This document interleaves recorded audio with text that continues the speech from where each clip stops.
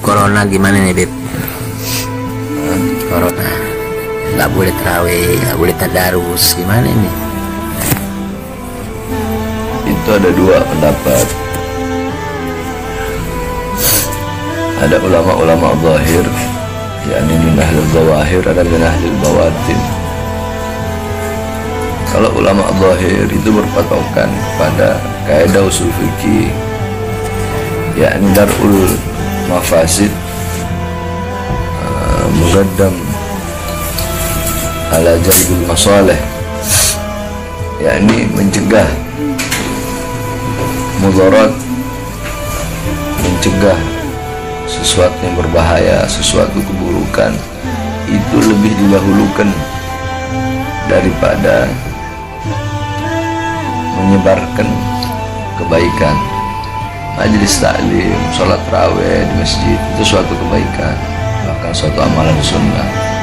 Tetapi jikalau itu bisa menimbulkan suatu kemudaratan berbahaya seperti tertularnya virus atau wabah yang disebut dalam Islam dengan sebutan taun atau sekarang itu corona, maka mencegahnya itu lebih didahulukan.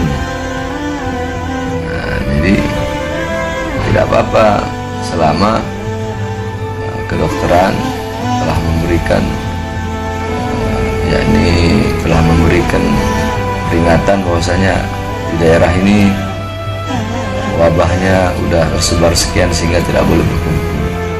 Nah, yakni itu kaidah usul fikih dipakai oleh ulama-ulama zahir. Maka ya jangan sampai gara-gara satu yang membocorkan perahu semua tenggelam. Emang kebaikan, tapi jangan juga terlalu lebay sampai masjid ditutup, sampai ini apa majelis taklim dilarang, apa itu juga terlalu berlebihan. Kalau ulama-ulama zahir mereka mengambil sikap berpatokan seperti itu.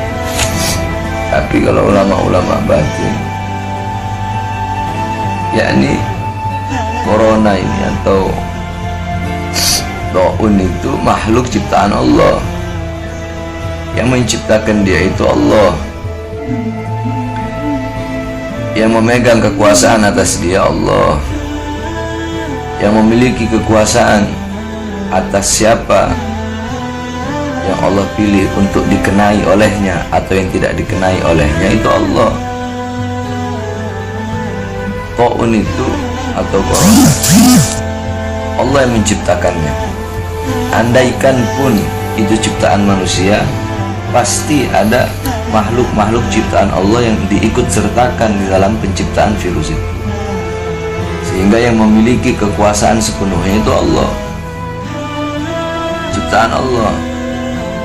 Yang memiliki kekuasaan atasnya Allah,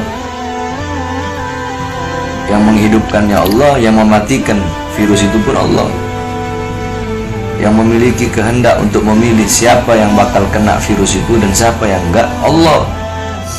Satu-satunya cara ya kembali kepada Allah. Dengan apa? Dengan ibadah, dengan taat, dengan patuh, dengan tunduk kepada Allah Subhanahu wa ta'ala, dengan menghidupkan masjid-masjidnya Allah Subhanahu wa ta'ala dengan zikir, yakni kembali kepada Allah. Ketika seseorang kembali kepada Allah yang memegang kekuasaan atas corona itu, maka bagaimana mungkin si corona itu bisa mendekati atau memasuki, membahayakan orang yang kembali kepada Allah, yang dimana Allah adalah sang pemilik kekuasaan bagi seluruh makhluk, salah satunya corona tersebut.